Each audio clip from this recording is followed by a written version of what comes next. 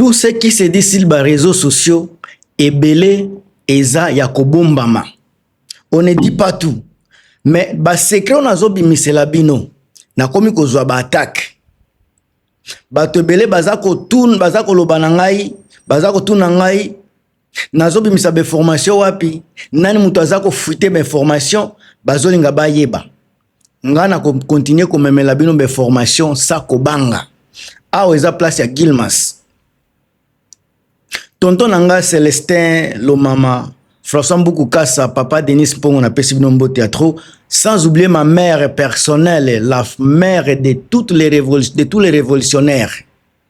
Maman Marie-Antoinette Makayabou, avec les tontons de tontons, Chirac Makayabou, Crispé Kayembe na Pesibino Mbo Théâtre, tozako décrypter ba situation ezako le kanambo kanabiso. Je vous fais une information détaillée qui n'est pas publiée, des informations secrètes. Grâce à qui Bombona Italie, Thérèse Dissabé, ça c'est pour vous.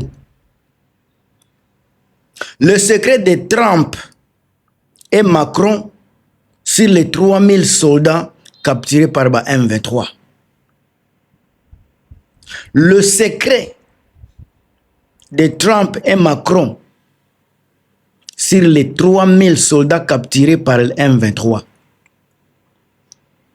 Mais M23 bazongi sikaka 311.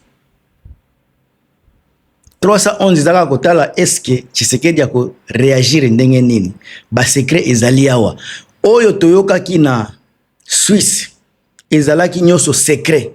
Kobimisa kaka 311 wana eza déjà ebandeli ya ba code o ezalaki na kati ya Suisse kobima.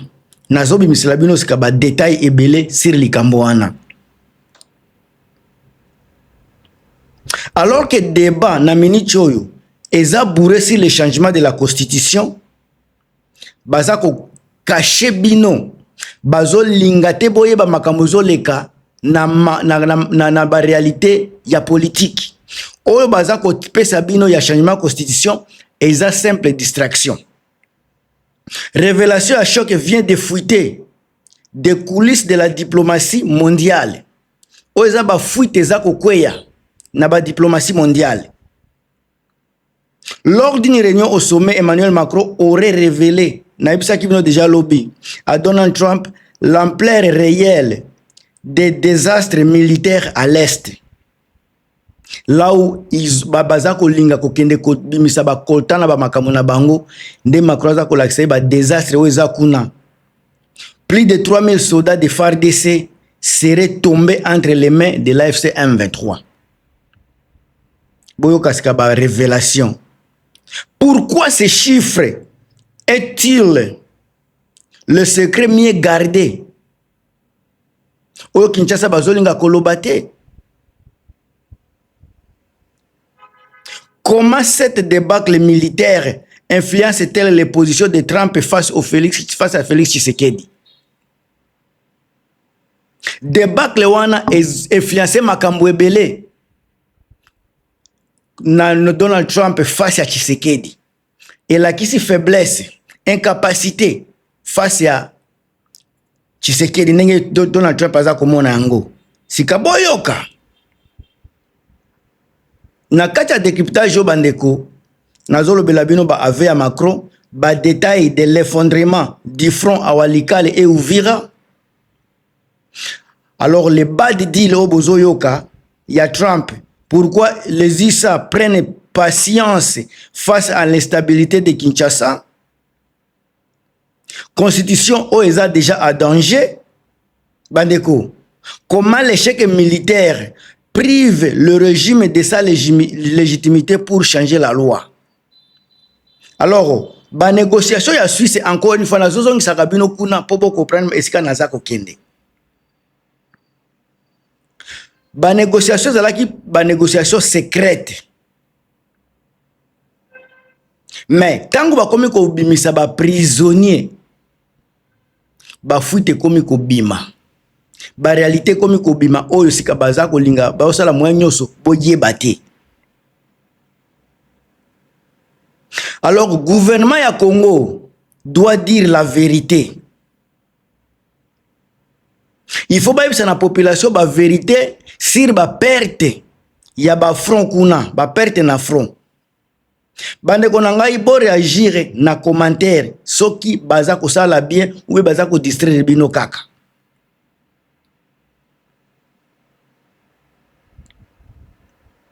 Chiffre à 3000 militaires. Ça peut faire tomber tout un gouvernement. 3000 militaires capturés. Oyo nazolobela nombre ba déplacé te. Nazolobela nombre ba réfugié te. Mais nazolobela ba soldats réguliers à FARDC. Oyo bazalaki capturé ou mis hors du combat par le M23 na mois ya avril. Nde makambo ebandaki ko basculer na mois ya avril. Biso toza ko sepela na mois de mai, mais ba réalité ya bascule se bandaki déjà na mois d'avril. Alors, une vérité oyo Kinshasa tente d'étouffer eloko oyo lors ya ba échange secret. Alors, pourquoi ce secret est la clé de ce qui se passe aujourd'hui avec la Constitution? Baza ko bomba ba vérité wana pona ko distraire population avec la Constitution. Naza ko expliquer bino makambo nyonso awa bandeko. Botia ba commentaire, botia ba j'aime. Ba Delphin Mazeze, ba Mafuta Mazeze, botia ba j'aime, bo partager vidéo parce que awa tozo lobela ba vérité. Les rapports ya Macron na kati ya réunion secrète na bango entre Yena Trump eza kotia fin ya ba miti o Tshisekedi atie na mitu ya batu ya oya kolobaka la montée à puissance. Montée à puissance wana eza lukuta. Soki bazali ko monter à puissance nde bakangaki déjà mboka. Oyo so bozoka ba information eza ba information ya distraction. Ba information ya espoir. Mais réalité eza likambo mususu. Alors selon ba source diplomatique à Paris, Emmanuel Macron a été clair avec Washington. Emmanuel Macron a été clair avec Washington. L'armée congolaise est à bout de souffle. La chute stratégique de Walikale et la pression sur Uvira n'étaient pas que des replis tactiques. Plus de 3000 hommes, souvent abandonnés sans munitions ou sans commandement, ont été capturés. Pour Macron, mais pour Macron, soutenir un régime bandeko qui perd autant de terrain tout en voulant changer la constitution est un risque que la France ne veut pas prendre seule. Donc, eza makambo baza ko solola na kati kuna. Biso toza komi boma na makambo Moïse Mbiye. Toza koya awa makambo mukuna lobiboy. Mais na kati kuna, il y a des réalités, na ba vérité cachée. Oyo bazo lingate peuple congolais ayeba po ko sa la soni na gouvernement. Encore côté à Donald Trump sika, yem toza fidèle na ba vision na yo bazolo baka America first. D'abord Amérique. Voit désormais Tshisekedi comme un bad deal. Aza komona Tshisekedi comme un bad deal.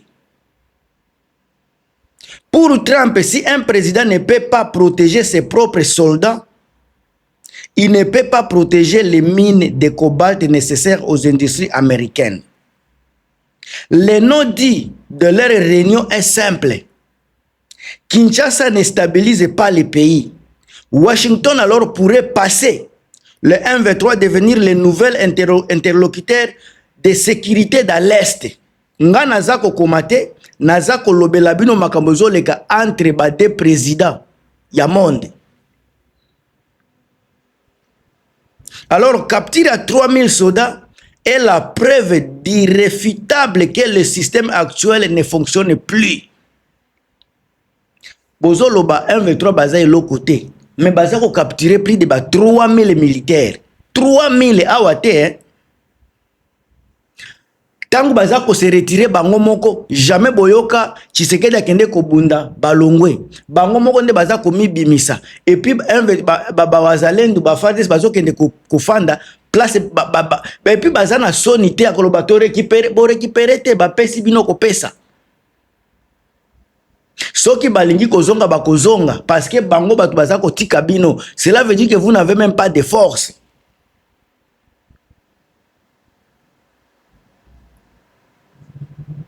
Alors boyoka sika ba vraie réalité oza ko nazo kota sika boyoka ba réalité mususu awa. À Kinshasa, on mobilise le peuple pour changer la constitution. Mais à l'est, le M23 utilise l'image de ces milliers de prisonniers pour prouver les capacités du chef de l'État. Kuna baza kolobela banini constitution changée, mais M23 bazo laksake bino bazo lobela constitution. Ko libérer ba militaire oyo ezo laksa déjà que na front baza makasité. Et un message M23 baza ko faire passer na opinion internationale. Mais les Congolais sont bradés sur les choses inutiles, changement constitutionnel de constitution. Tu veux bien que changer te ou pourquoi boza donc ba vérité belé bozo koka bozo ye bayangote parce que gouvernement Tshisekedi baza ko distraire bino bokanga makaka na makambo ya constitution. Mais na ba réalité zo le kana politique ya solo na diplomatie, c'est foutu pour Tshisekedi. Alors, en Suisse, balobi boye. Les négociations démontrées en Suisse en avril 2026 ont montré que le M23 détient des cartes majeures. Les négociations démontrées en Suisse en avril 2026 ont montré que le M23 détient des cartes majeures. En libérant quelques centaines de soldats, il rappelle au monde que c'est eux qui contrôlent le terrain. Pendant que le pouvoir s'enferme dans les débats juridiques, M23 bazola qui s'en monde que nous on contrôle le terrain. Bisone toza ko capturer. Et puis bisone toza na pouvoir à ko libérer. Les loto komi na croisée des chemins, na menicho croisée des chemins bandeko. La réunion ya Trump na Macron est scellé quelque chose d'important. L'Occident n'acceptera pas le changement de constitution si le prix à payer est l'effondrement total de l'armée face au M23. Félix Tshisekedi est désormais face à un mur. Sauver son propre pouvoir à Kinshasa, soit sauver l'intégrité de son pays à l'est. Azana choix mi balé, soit à sauver pouvoir na ye, soit à sauver l'intégrité territoriale ya mboka na biso, choix mi balé. Ko sauver pouvoir za ko kima, soit à tikali pona ko sauver l'intégrité ya territoire ya mboka. On ne peut pas faire deux avec 3000 soldats derrière les barreaux de l'adversaire. On ne peut pas. Alors, autant l'homme qui a la position de force, qui a la carte, les cartes majeures, na kati ya négociation, ezala na kati ya ba débat, ezala na kati ya nini ya ba diplomatie, ezala pe na front, selon ndenge nazomona, je pense que M23 bazana ba avance sur tous les plans. Alors tangu tata na biso Tshisekedi azako tia makelele ke yende. Vérité eza toujours ko rattraper ye. Pona ko yebisa ye ke papa, ce n'est pas vous qui faites la loi. Vous êtes déjà dépassé par des vérités. Le monde occidental bazomona honnête un partenaire incapable, instable, inconsistant. Bazana posa komona leader oza capable ya ko protéger ba intérêt na bango. C'est ça le monde, ils ont monde ba intérêt. Mais tu sais que depuis que tu es là, yondo zoloba. Américain lobby, Américain mutaza ko exiger ba changement constitution, Américain mutaza akoya ko bongisa balabala, Américain mutakoya ko bongisa école, Américain mutakoya ko mais au juste ye Tshisekedi yo moko musala na yo nini soki ba américain nde bakoya kosala musala na yo musala na yo eza nini baza kotuna so bitumbi kosila mukolo nini ozolo babotu na nzambe après koteka ba minere ozolo babatu na nzambe kokamwa mutu na bino Gilmas yoyo